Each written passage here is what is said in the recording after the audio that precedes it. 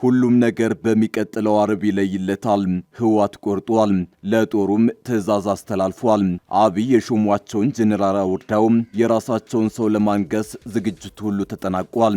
ጄኔራል ታደሰ ተፈንቅለው ደብረጽዮን ገብረ ሚካኤል ንግስና ዘውዱን እንዲጭኑ ተመርጠዋል። ቡድኑ አስቸኳይ ስብሰባ የጠራ ሲሆን ከ4 ኪሎ በኩል ቄሱም ዝም መጽሐፉም ዝም ሆኗል። ነገሩ እናስደምጣቸዋለን። የባህረ ሰላጤው ሀገራት ኢራን ላይ ያጸፋ ጥቃት ለመፈጸም አስቸኳይ ስብሰባ ጠሩ። ስብሰባው በሳውዲ አረቢያ እንደሚካሄድ ታውቋል። የዚህ ስብሰባ መጠራት በቀጣይ ጊዜያት አዲስ ግጭት የመቀስቀሱ ዕድል ሰፊ መሆኑን ያመላክታል ተብሏል። በሌላ በኩል ራሻ ቅንጡ መርከብ በአሜሪካና ኢራን እገዳ በተጣለበት የሆርሙዝ ወሽመጥ በኩል ጥሳ ማለፏ ታውቋል። እንመለስበታለን። የፋኖ አባላት ለልዩ ስልጠና ወደ ኤርትራ ለመግባት ሲጓዙ በቁጥጥር ስር መዋሉን መከላከያ ሰራዊት አስታወቀ። በትግራይ ክልል በኩል ወደ ኤርትራ ሊገቡ ነበሩ የተባሉ የፋኖ አባላትን መንገድ ላይ ይዣለሁ ያለው መከላከያ ሻዕቢያ፣ ህወሓትና ፋኖ ቅንጅት ፈጥረዋል ብሏል። እናስደምጣቸዋለን። አመራሩ በተሾሙ በ45 ቀናቸው ከስልጣን ተነሱ።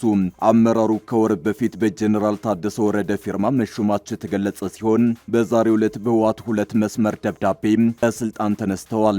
ይህም ህወሓት የጀመረውን መፈንቅለ መንግስት ያሳያል ተብሏል። ትሰሙታላችሁ። አክብሮታዊ ሰላምታችን በያላችሁበት የዓለም ዳርቻ የረሳችሁ የተወደዳችሁ የአንድ አፍታ ሚዲያ ቤተሰቦች አንድ አፍታ ለአሁኑ መደመጥ አለባቸው ያልናቸውን ዜናዎች ወደ እናንተ የምናደርስበት ሰዓት ላይ ተገኝተናል። አብራችሁን ትቆዩ ዘንድ ግብዣችን ነው።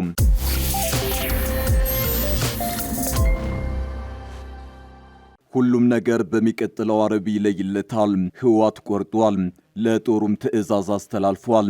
አብይ የሾሟቸውን ጄኔራል አውርደው የራሳቸውን ሰው ለማንገስ ዝግጅቱ ሁሉ ተጠናቋል። ጄኔራል ታደሰ ተፈንቅለው ደብረጽዮን ገብረ ሚካኤል ንግስና ዘውዱን እንዲጭኑ ተመርጠዋል። ቡድኑ አስቸኳይ ስብሰባ የጠራ ሲሆን 4 ኪሎ በኩል ቄሱም ዝም መጽሐፉም ዝም ሆኗል። ነገሩ ህወሓት ጊዜያዊ መንግስቱን ለማፍረስ መወሰኑን ተከትሎ በሚቀጥለው አርብ የራሱን ሰው ለመሾም ቀጠሮ ይዟል።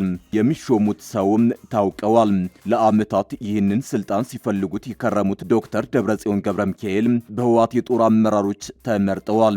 ይህንንም ለማጽደቅ ስብሰባ ጠርቷል።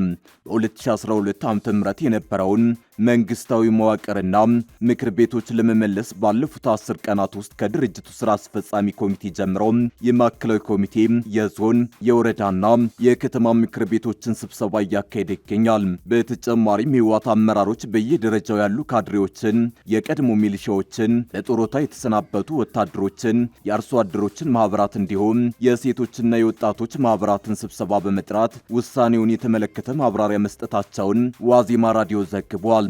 ቡድኑ በመጪው ሚያዝያ 23 ቀን 2018 ዓ.ም የክልሉን ምክር ቤት ስብሰባ እንደሚያካሄድና አዲስ ፕሬዝዳንት ለመምረጥ ዝግጅት እያደረገ ነው። አዲሱ ፕሬዝዳንት ማን ሊሆኑ እንደሚችሉ በእርግጠኝነት መናገር ባይችሉም የድርጅቱ ሊቀመንበር ዶክተር ደብረጽዮን ገብረ ሚካኤል፣ የጊዜው አስተዳደሩ ምክትል ፕሬዝዳንት አቶ አማኑኤል አሰፋ ወይም በፕሪቶሪያ ስምምነት ወቅት አንዱ ተደራዳሪ የነበሩት ፍስሐ ሀብተጽዮን ሊሆኑ እንደሚችሉ ዋዜማ ራዲዮ ምንጮችን ዋቢ በማድረግ ዘግቧል። ከሰኞ ጀምሮ ለመጪው አርብ የምክር ቤት ጉባኤና ለምርጫ የሚያስፈልጉ ዝግጅቶች እየተደረጉ ሲሆን የህወሓትን ድርጅታዊ አቋም በተመለከተ ለበታች መዋቅር በሰፊው ማብራሪያ እየተሰጠ መሆኑን ቢያንስ ከ3 የትግራይ ከተሞች የተገኘው መረጃ ያመለክታል። ጊዜው አስተዳደሩ ሙሉ በሙሉ ፈርሶ በቀድሞ መንግስት ከተተካ በኋላ ክልሉ በጊዜያዊነት በኮማንድ ፖስት እንዲመራ የማድረግ እቅድ መኖሩንም ተሰምቷል። የቀድሞ መንግስት ሙሉ በሙሉ ወደ ስራ እስከሚገባ ድረስ በጊዜው አስተዳደሩ ፕሬዝዳንት በኩል የሚሰጡ መመሪያዎች ተግባራዊ እንዳይሆኑ ቢወሰንም አገልግሎት ሰጪ ተቋማት ግን መደበኛ ስራቸውን እንዲቀጥሉ መመሪያ መውረዱን ነው የተገለጸው። ድርጅቱ ከፌዴራሉ መንግስት ጋር የገባበትን ውጥረት ተከትሎ ከአንድ ወር በፊት ጀምሮ በሰሜኑ ጦርነት የተሳተፉና ትጥቅ የፈቱ የቀድሞ ተዋጊዎች ወደ ምድባቸው እንዲመለሱ ጥሪ ማድረጉ የተገለጸ ሲሆን በርካቶች ወደ ቀድሞ ምድባቸው መመለሳቸው ተነግሯል። የጊዜው አስተዳደሩ ፕሬዝዳንት ሌተናል ጄኔራል ታደሰ ወረደ የህወሓትን እንቅስቃሴ እንደሚቃወሙት በመግለጽ አደገኛ መዘዝ ያመጣል ማለታቸው ይታወሳል። በትግራይና በፌዴራል መንግስቱ መካከል የተካረረ አለመግባባት መፈጠሩንና በራሳቸው በትግራይ ፖለቲካዊና ወታደራዊ ቡድኖች መካከል የበረታ ክፍፍል መከሰቱን ተከትሎ ህወሓት አዲስ ወታደራዊ አደረጃጀትና የፖለቲካ አስተዳደር መዋቅር መዘርጋቱ ይታወሳል።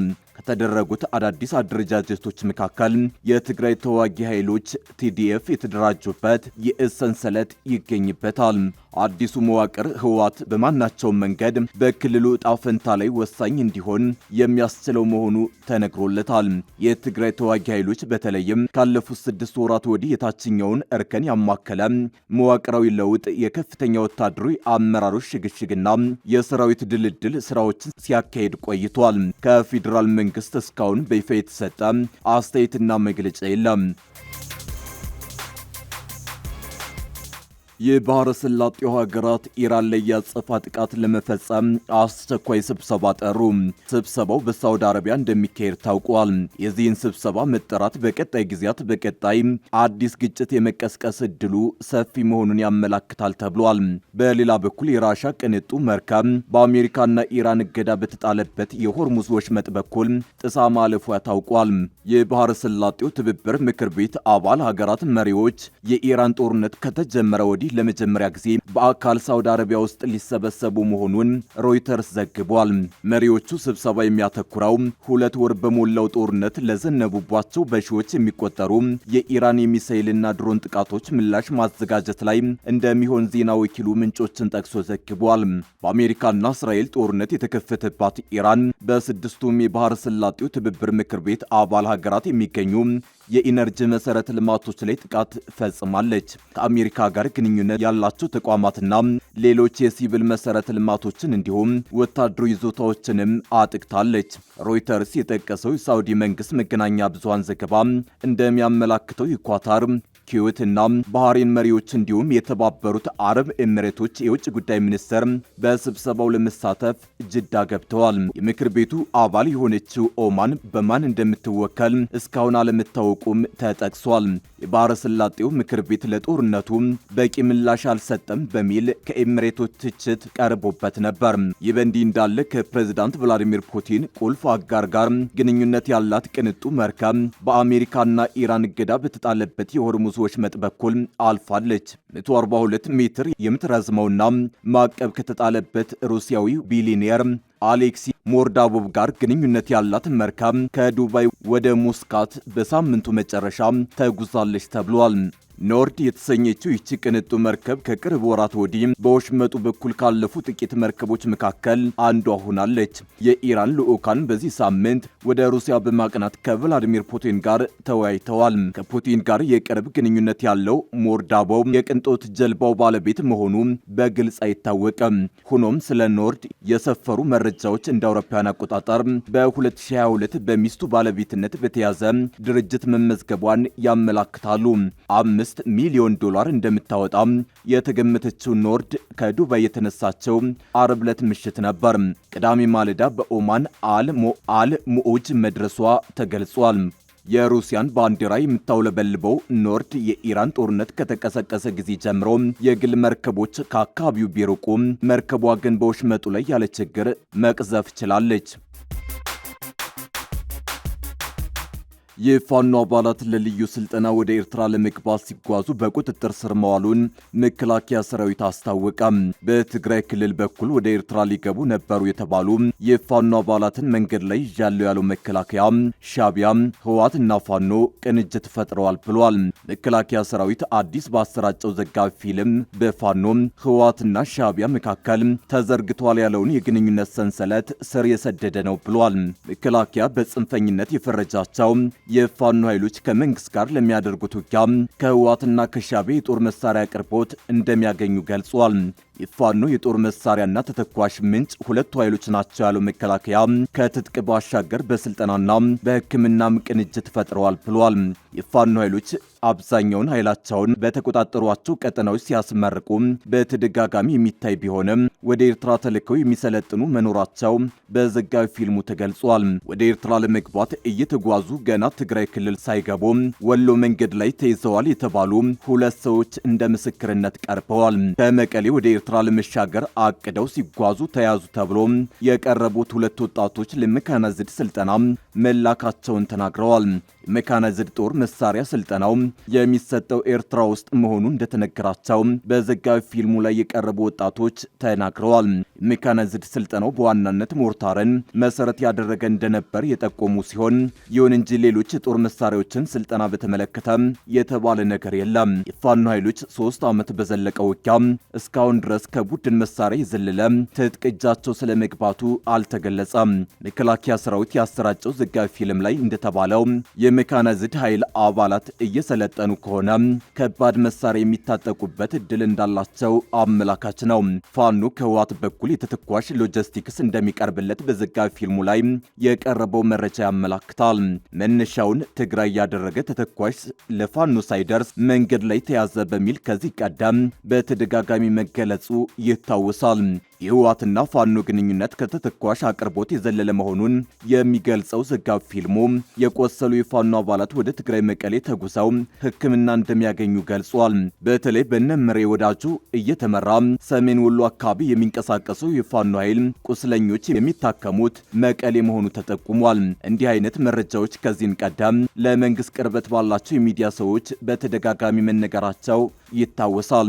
ምንም እንኳን ማንኛውም ሕክምና የሚያስፈልገው አካል በውጊያ ቆስሎ ቢሆን እንኳን ሆስፒታሉ የፋኖ ቁስለኞች አክማል መባሉን አስተባብሏል። አመራሩ በተሾሙ በ45 ቀናቸው ከስልጣን ተነሱ። አመራሩ ከወር በፊት በጀነራል ታደሰ ወረደ ፊርማ መሾማቸው የተገለጸ ሲሆን በዛሬው ዕለት በህወሓት 2 መስመር ደብዳቤ ከስልጣን ተነስተዋል። ይህም ህወሓት የጀመረውን መፈንቅለ መንግስት ያሳያል ተብሏል። የትግራይ የመገናኛ ብዙሃን ኤጀንሲ ስራ አስኪያጅ በተሾሙ በ45 ቀናት ውስጥ ከኃላፊነት መነሳታቸውን ቲክቫ ኢትዮጵያ ታማኝ ምንጮችን ዋቢ በማድረግ ዘግቧል። ለስራ አስኪያጁ ቅርበት ያላቸው የቲክቫ ኢትዮጵያ ምንጮች እንደገለጹት የካቲት 30 ቀን 2018 ዓ.ም የኤጀንሲው ስራ አስኪያጅ ሆነው የተሾሙት አባዲ ገብረ ስላሴ ከኃላፊነት ተነስተዋል። ሚያዝያ 16 ቀን 2018 ዓ.ም በፕሬዝዳንት ታደሰ ወረደ የተጻፈ ደብዳቤ እንደሚያመላክተው ኃላፊው በ2 መስመር ጽሑፍ ከኃላፊነት እንዲነሱ ተደርገዋል። ኃላፊው በተሾሙ በ45 ቀን ውስጥ ለምን ከኃላፊነት እንደተነሱ በደብዳቤው በግልጽ ባይቀመጥም ስራ አስኪያጁ ወደ ህወሓት በማዳላት የጊዜው አስተዳደሩ ስራ አደናቅፈዋል በሚል ምክንያት እንደሆነ ምንጮች ጠቁመዋል። ፕሬዝዳንት ታደሰ ወረደ ሚያዝያ 13 ቀን 2018 ዓ.ም ለሚዲያ የሰጡት መግለጫ በክልሉ መንግስታዊ ሚዲያዎች ተዛብቶ መሰራጨቱ በመግለጽና በመውቀስ ላንዳ ሪፖርትና ላዛ ትግረኛ ለተባሉ የግል ሚዲያዎች ሚያዝያ 14 ቀን 2018 ዓ.ም ተጨማሪ ማስተካከያና ማብራሪያ መስጠታቸው ይታወሳል። ቴሌቪዥን ጣቢያው የፕሮግራሞች ዳይሬክተር ጋዜጠኛ አፈወርቂ ገብረ ሕይወት የስራ አስኪያጁ ስራ ደረባው እንዲሰሩ ከፕሬዝዳንት ታደሰ ወረደ ደብዳቤ እንደደረሳቸው ተሰምቷል። አባዲ ገብረ ስላሴ ከጦርነቱ በፊትና በኋላ የትግራይ ቴሌቪዥንን ለረጅም ዓመታት የመሩት ተሻለ በቀለ ተከትለው መሾማቸው መዘገቡ ይታወሳል።